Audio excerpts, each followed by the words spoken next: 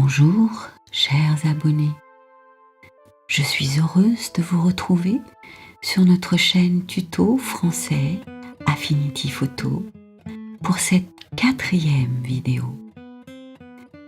Dans la 3e vidéo, vous avez découvert comment jouer sur les contrastes, la clarté, la saturation et la vibrance du format RAW. Vous avez été initié également aux astuces du pré-réglage attendu dans le traitement des shoots en rafale.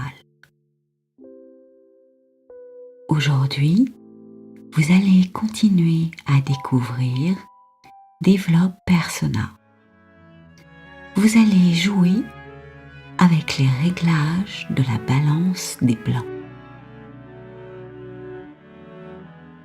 Pensez à vous abonner à notre chaîne pour ne rien perdre de la suite des vidéos à venir. Je vous souhaite une très agréable séance.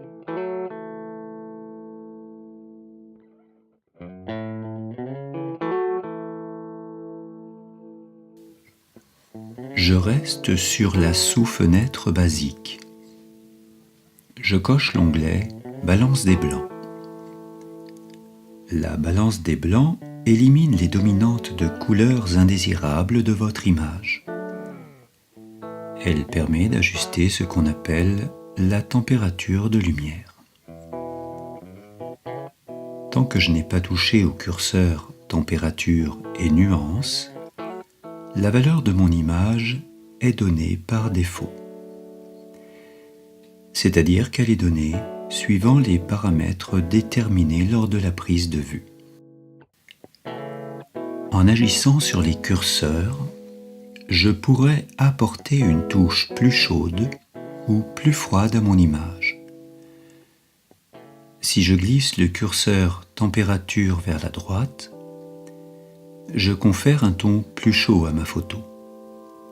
On dit que je réchauffe l'image.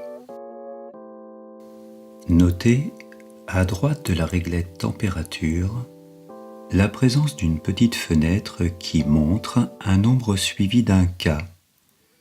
C'est l'unité de mesure utilisée, le Kelvin. A l'inverse, si je glisse le curseur température vers la gauche, la balance des blancs donne à mon image davantage de bleu, qui est une couleur donnée classiquement pour froide. On dit que je refroidis l'image. Par conséquent, le curseur agit comme un sélecteur de points blancs. Sous la réglette température, vous trouvez un autre curseur appelé nuance et qui permet d'agir sur la teinte. Si je pousse le curseur vers la droite, j'obtiens des tons magenta.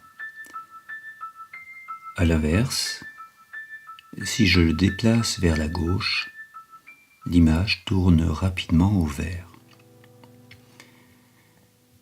La réglette nuance est pratique pour éliminer les dominantes de couleurs. C'est le cas notamment lorsque vous shootez en concert et pour toutes les scènes qui présentent une lumière artificielle. Je retourne maintenant sur l'onglet Balance des blancs et sur la droite, je sélectionne la petite flèche qui descend et remonte vers la gauche. Je réinitialise ainsi mon image qui retrouve son apparence avant traitement.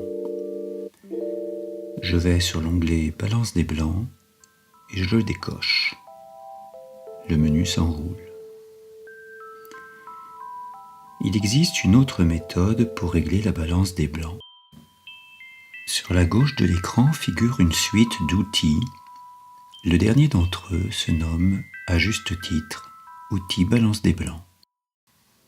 Cet outil va me permettre d'échantillonner l'image pour définir le point blanc à partir duquel la balance des blancs sera calculée.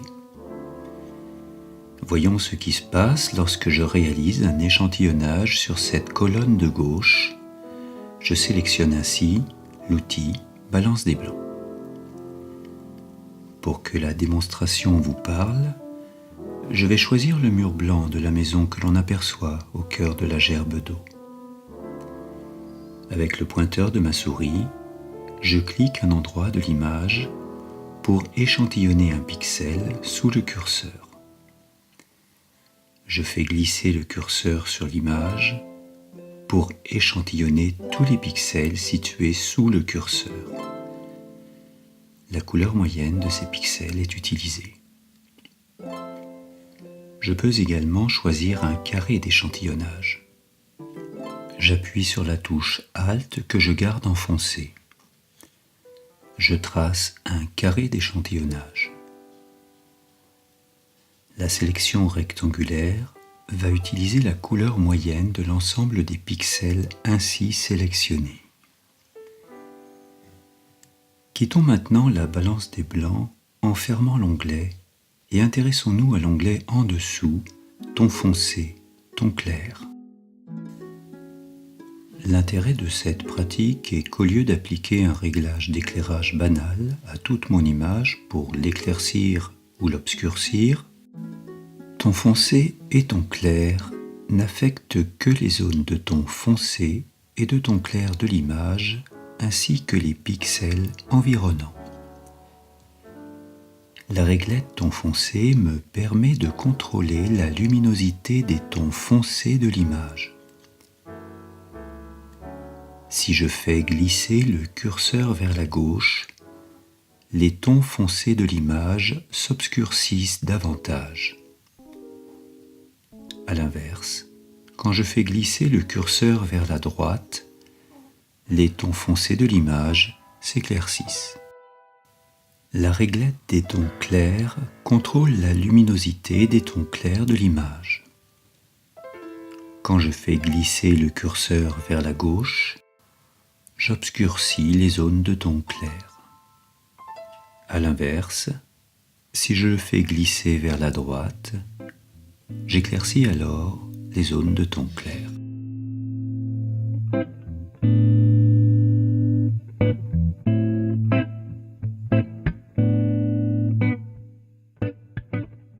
Cette séance clôt la série consacrée au sous-menu basique. Nous espérons que cette 4e vidéo vous aura plu. Si c'est le cas, merci de mettre un pouce en l'air et de partager cette vidéo avec vos amis photographes. Dans la 5e vidéo, vous découvrirez comment jouer avec l'affinage des détails et à réduire le bruit de vos photos d'intérieur ou du soir. Vous découvrirez également comment soustraire le bruit anarchique pour le remplacer par un bruit régulier. Si ce n'est déjà fait, n'oubliez pas de vous abonner à notre chaîne. Ciao ciao chers abonnés.